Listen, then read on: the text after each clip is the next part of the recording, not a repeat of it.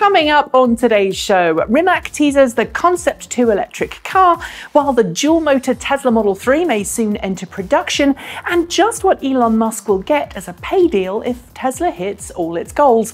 And these stories and more coming next on 10. It's that time of week for another news roundup from the world of cleaner, greener, safer and smarter transportation. So sit back and soak up the hottest stories that have been hitting the news feeds all this week. When the BMW i3 first entered production in 2012, it not only earned a significant amount of attention for its unique looks, but also the unique way in which it was produced, with carbon fibre reinforced plastics taking the place of steel and aluminium for body panels and structural elements. In addition to being greener to produce than steel-bodied vehicles, the lightweight materials help the i3 become one of the most efficient plug-in vehicles that you can buy. Yet this week we learned that the iX3, the planned 2020 successor to the i3, will be built with more traditional materials as part of BMW's push to roll out electric drivetrains into its mainstream offerings. Rather than continue to produce unique all-electric models, BMW's goal is to make all of its models capable of electrification, the opposite strategy to some of its competitors. So if you're a fan of that unique i3 look, you've got a few more years to grab yourself one before they become all boring.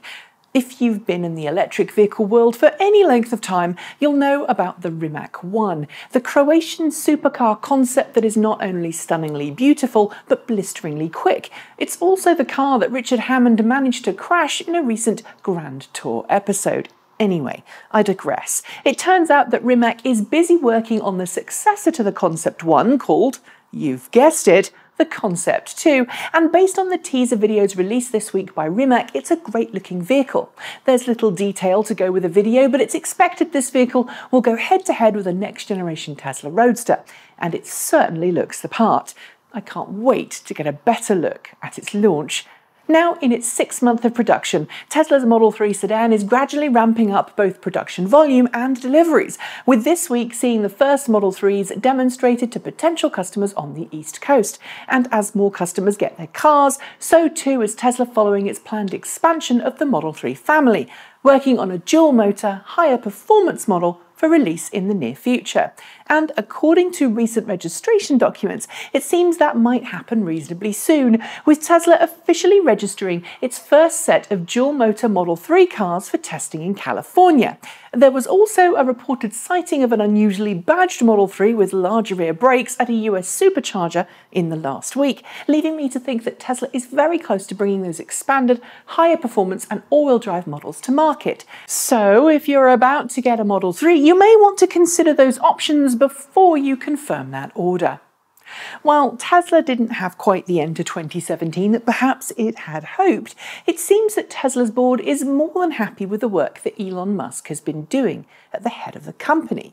And this week, Tesla revealed that Musk will be staying at the company for the foreseeable future, with the real-life Tony Stark agreeing to a new compensation package that will only pay him if Tesla hits a series of high-stake goals.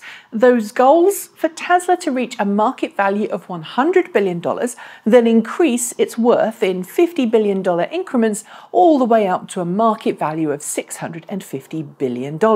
If Tesla succeeds, Musk could stand to gain as many as $55 billion in shares, although that assumes the stock isn't diluted any more than it currently is, which is pretty unlikely. Either way, considering Tesla is worth less than $60 billion today, Musk has his work cut out. On the back of that, Tesla stock took a bit of a dive this week, following reports of issues with Model 3 quality control and lower than anticipated deliveries. At the same time, a Tesla Model S ploughed into the back of a stationary fire truck at 65 miles per hour near Culver City, California. Nobody was seriously hurt, but the report claims the autopilot was engaged at the time, triggering another NTSB investigation into autopilot safety. This isn't the first time that the Tesla autopilot system has been investigated, but it's hoped that Tesla will be exonerated of any fault as it has in the past 2 investigations. That said, it yet again highlights how semi-autonomous systems are often let down by the human behind the wheel, who should remain alert and ready to intervene at all times if anything goes wrong.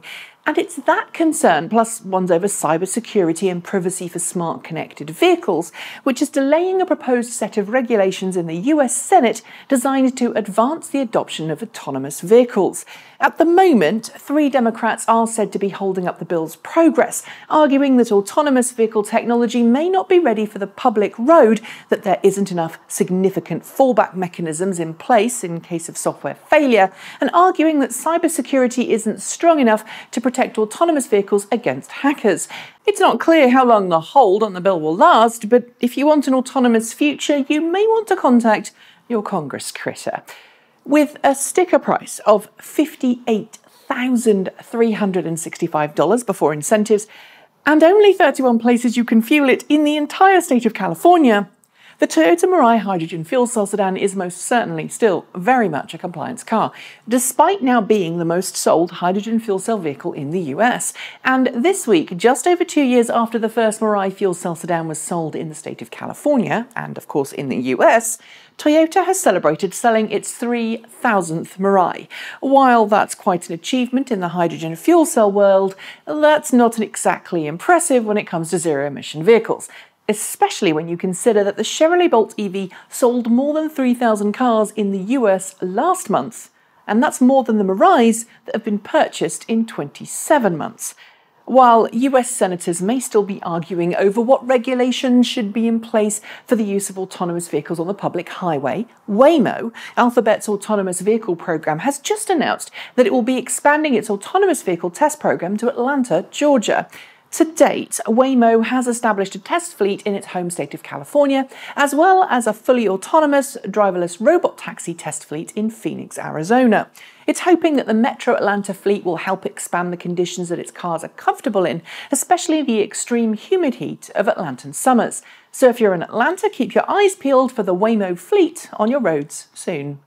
Staying with autonomous vehicles a little longer, there's always been some resistance among the general public to autonomous vehicles, especially among older demographics. But a new study by the American Automobile Association shows that while most Americans are still suspicious of autonomous vehicles, the number of people who dislike the idea of fully autonomous cars fell from 78% last year to 63% this. Interestingly too, while the trust of fully autonomous vehicles is rising, the number of people who say they want semi-autonomous features in their cars, like Tesla's Autopilot or Nissan's ProPilot Assist, has actually fallen from 59% last year to 51% this year. Take from that what you will, but given self-driving cars are most certainly on their way, it's going to be interesting to see how attitudes change with time.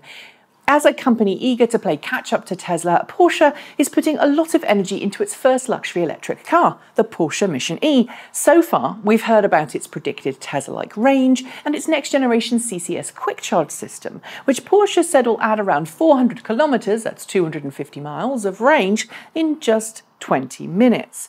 Despite having a charging technology which will be faster than Tesla's, if perhaps not quite as widely spread at launch, Porsche says it's going to allow customers to pre-book their charging sessions ahead of time so that when they arrive on a long road trip, they won't have to spend minutes or maybe even hours queuing for a free charger. It's a nice idea, but I just hope that Porsche has a way of ensuring that people can't reserve a charging station and then not turn up, locking it out for those who really need it and are there. While Volvo Passenger Cars may be taking its sweet time to bring an all-electric model to market, Volvo Trucks, actually a separate company, has announced it intends to publicly start selling electric trucks in Europe next year, with the first all-electric units due to go into service with the select customers this year. Although Volvo Trucks haven't yet brought an electric truck to market, its bus division has been producing and operating electric buses in Europe for several years, so it already has the necessary experience when it comes to batteries, motors and charging infrastructure needed to make electric delivery trucks a success in Europe's major cities. When it comes to British cars of the last few decades, perhaps one of the most well-known and loved is the Jaguar XJ. This week, we learned that the next generation XJ, due to appear next year as a 2020 model year car, will be an all-electric version that leverages the I-Pacer's all-electric drivetrain to deliver electric goodness in a stylish form, albeit in a hatchback rather than the saloon that has become the XJ mainstay for years. And finally, armoured cars are a big business. No, I'm not talking about the one that the President of the United States rides in, or the kind of thing that goes into war zones. No, I'm talking about the heavily armoured civilian cars that are designed to look just like regular cars but protect their occupants from any number of different types of assailants.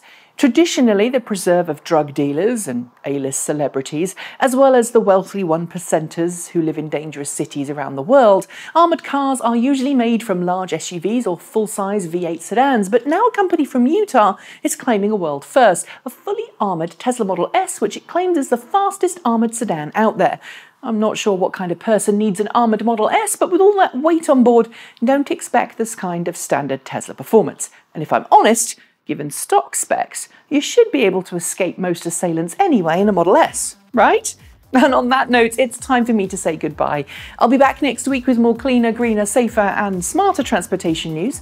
But in the meantime, don't forget to like, comment and subscribe. Consider supporting the show through Patreon, or if you're so inclined, send us your Bitcoins at the address in the description below. Have a great weekend, thanks for watching, and as always, keep evolving.